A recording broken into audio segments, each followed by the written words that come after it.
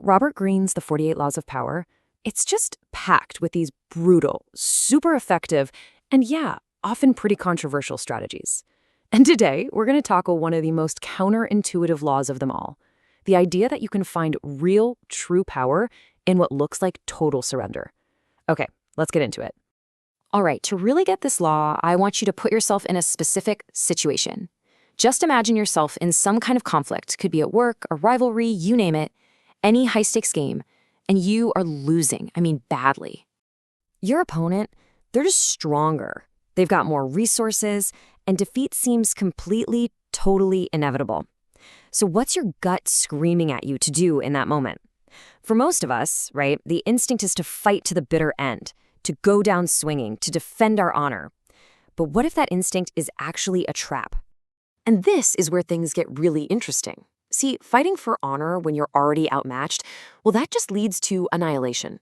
You burn through your last resources, and you give your enemy exactly what they want, the satisfaction of a clear win. But choosing to surrender? Whoa, that creates a totally different dynamic. It saves your resources, it buys you time, and maybe most importantly, it kind of confuses and unnerves your opponent. And suddenly, annihilation turns into an opportunity. This brings us right to the law itself. This entire strategy is laid out in Robert Greene's 22nd law of power. Use the surrender tactic.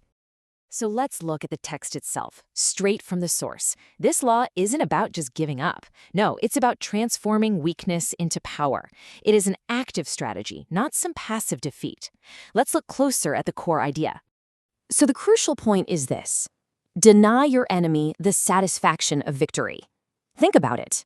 A hard-fought battle that ends with you losing makes them feel strong, validated.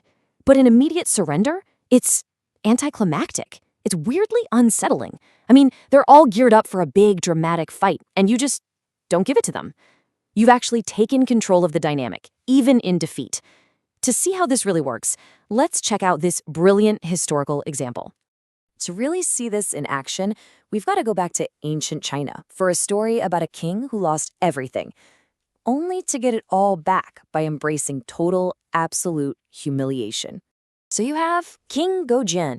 He gets absolutely crushed by the rival state of Wu. His army is destroyed, his kingdom is gone, and he's basically facing execution. The conventional thing to do? Fight to the death for his honor, of course. But then his advisor comes along with this just radical idea. He tells Gojian not just to surrender, but to make his surrender so complete, so total, that his conqueror would see him as utterly broken and completely harmless. And that's exactly what he did. Gojian handed over his entire treasury and, way more shockingly, offered himself up as a servant. He literally went to work in the stables of the king who just conquered him, living this life of just total degradation. His enemy didn't see him as a rival anymore, but as this pathetic trophy. And for 3 whole years, Gojian plays this part perfectly, the loyal, broken servant. But the whole time he was observing, learning the weaknesses of the court, just waiting. His conqueror, of course, got complacent, arrogant, and eventually, when the kingdom of Wu was weakened by its own problems, Gojian was allowed to go home. He then raised a new army and, using everything he'd learned, completely crushed his old enemy. He flipped absolute weakness into absolute victory. Now that story is just a perfect illustration of this law, right? Gojian shows us that surrender isn't the end, it's a tool. So how can we break this down into a strategy we can actually understand? Well, this whole strategy really works on 4 key advantages. First off, you buy yourself time. The immediate danger's gone and you actually have room to breathe. Second, you psychologically mess with your enemy. They expected a fight and you gave them compliance, which can be super frustrating for them. Third, just like we saw with Gojian, you get an insider's view. You can study your enemy's weaknesses from a place where they don't even see you as a threat. And finally, you can just wait.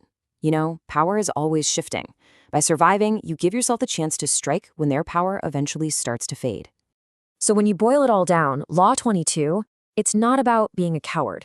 It's about mastering one of the most powerful weapons we have: patience. This is the big shift in thinking you have to make. You have to reframe what surrender means. It's not giving up. It's a strategic pause. It's a conscious choice to trade short-term honor for a long-term win. You're basically lulling your opponent into a false sense of security, all while you're getting ready for the moment the tables turn. And this last quote from Greene, man, it just hammers the point home. The act of surrender itself becomes an attack. You are actively playing with your opponent's emotions, making them arrogant and careless, while you stay focused and ready to go. And that really leaves us with a big question to chew on, doesn't it? In a world that's all about aggression and showing strength, learning to see those moments when faking weakness is the most powerful move you can make, well, that's a master skill. The surrender tactic forces us to ask, when is giving in the surest path to actually winning?